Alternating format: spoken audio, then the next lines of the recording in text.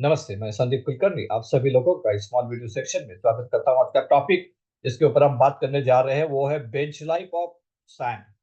ये बहुत ही अहम चर्चा है क्योंकि कई बार इस बात को हम नजरअंदाज करते हैं, इस बात को हम ज्यादा तवज्जो नहीं देते हैं कि जो सैंड हम इस्तेमाल करने वाले हैं, चाहे कोल्ड बॉक्स की हो चाहे नोबेक की हो, उसकी बेंच लाइफ जो है उसे हम मॉनिटर नहीं करते हैं।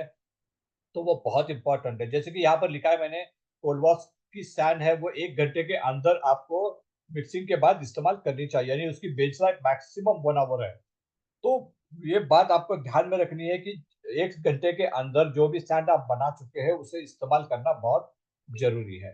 तो यहाँ पर अगर आप वो नहीं करते तो उससे क्या होगा, तो एक तो आपकी जो स्ट्रेंथ है कोर की वो नहीं मिलेगी, स्क्रैच हार्डनेस अच्छा नहीं मिलेगा, कोर फ्लाएबल हो जाएगी। इन सारी चीज़ों के वजह से जो कोर की क्वालिटी है और उसके साथ में कास्टिंग क्वालिटी है, वो कहीं न कहीं हैम्पर हो जाएगी। तो ये बहुत ज़रूरी है कि बेंच लाइफ के अंदर इस कोर का सैंड का इस्तेमाल आप कोर बनाने के लिए ज़रूर कीजिए। इसके लिए आपका जो बेसिक बेस वर्क है बहुत ही तगड़ा होना चाहिए, क्योंकि आपको पता होना चाहिए कि मैं कितना कौन-सा कोर बॉक्स इस्तेमाल करने वाला हूँ, उसके अंदर मुझे सैंड कितनी लगने वाली है, मेरा साइकिल टाइम क्या है, मैं नंबर ऑफ शॉट्स कितने लेने वाला हूँ। जैसे कि मैं बात कर रहा हूँ, अगर आपका मिक्सर जो है वह 100 केजी का है और आपकी एक कोर समझो 5 केजी है, तो 5 केजी के हिसाब से आप 20 कोर बनाने वाले हैं।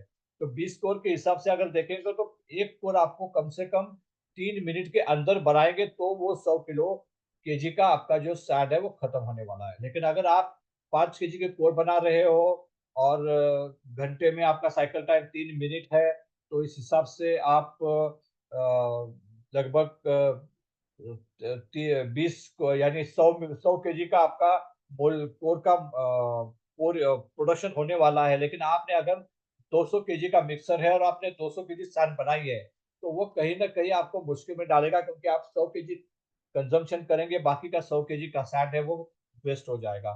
या फिर वो उससे निकलने वाले कोर उसकी क्वालिटी उतनी अच्छी नहीं रहेगी जितने की पहले 100 केजी कोर में निकलेगी। तो वो आपको जो बैलेंस है, वो बैलेंस आपको देखना होगा। उसके हिसाब से आपका मिक्सर का जो डिज़ाइन है या मिक्सर की कैपेसिटी आपको डिफाइन करनी होगी, या फिर कितनी सैंड उस मिक्सर से बाहर निकालनी है, वो डिफाइन करना होगा।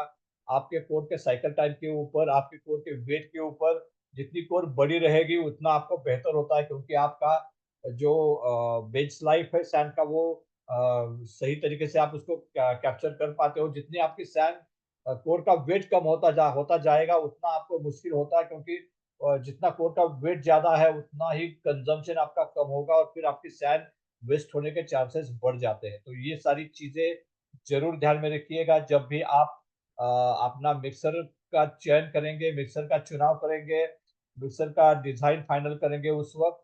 और साथ ही में जब आप मिक्सर को चलाएँगे तो उतना ही कैपेसिटी पे चलाइए जितनी सैंड की आपको ज़रूरत है।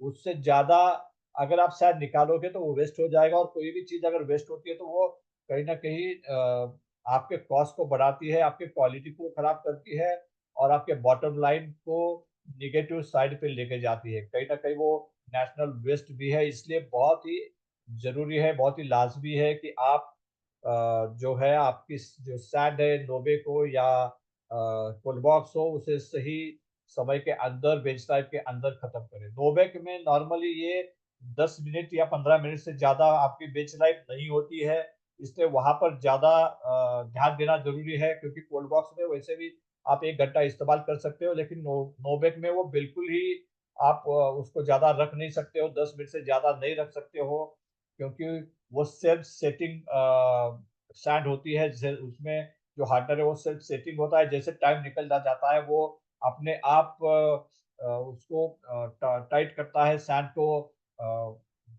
ड्राई करता है, तो वो सैंड आप ज़्यादा समय या 10 मिनट से ज़्यादा रख नहीं सकते, इसलिए वो जितनी चाहिए उतनी ही सैंड एक शॉट के लिए आपको बनानी होगी।